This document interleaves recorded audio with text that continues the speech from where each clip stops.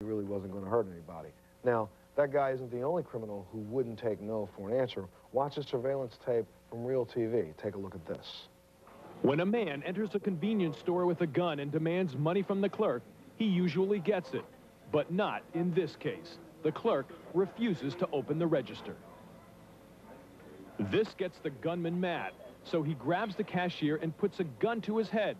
Believe it or not, this doesn't work either. Desperate and upset, the robber decides he'll just take the cash register himself.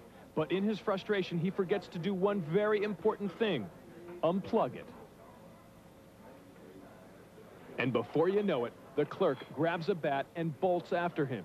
Even a customer tries to help out. As the woman enters the store, you can see her try to block the gunman's way. But before she knows it, she's knocked to the ground. The clerk ends up smashing the window of the suspect's car as he drives away.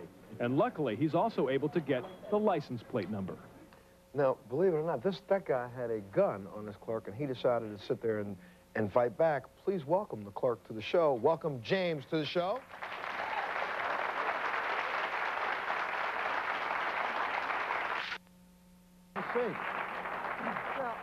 Now, come on. I mean, honestly, a lot of us would probably protect our own property that way, but this is somebody else's property. What made you decide to fight this guy? Well, when you showed me the gun, I knew it wasn't a real gun. I've handled guns a lot in my life. My dad's ex-military, ex-police officer. I was security police K-9 in the Air Force myself. And you knew this was a toy gun? It wasn't even a toy gun. It wasn't anything like a gun. It was just a little like black tube, like the end of a mag light, with the batteries taken out, so that it looked like just the end of a barrel. Mm-hmm.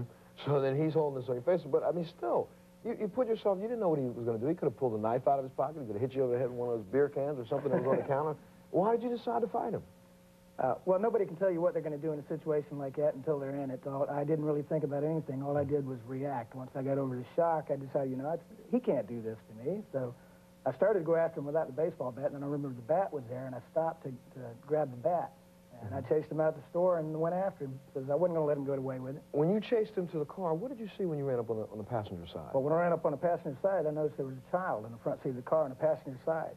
So this guy came in the store to rob a store with a kid, with a child, 7-year-old child? He had his girlfriend, 7-year-old child in the car. I couldn't believe it when I got out there. What kind of person stops to rob a convenience store and leaves a child sitting in a car? And you're the one who did the damage to the back window of the car? Yeah, I smashed it. Yes, ma'am, you got a question for James? Yes, I'd just like to say, I know that I feel like no amount of money is worth risking my life, especially since I've had children. And I was just curious if you had any children. Yes, I have a 17-year-old daughter I've raised since she was 3 by myself. Didn't that flash before your eyes when you were chasing this guy down the street?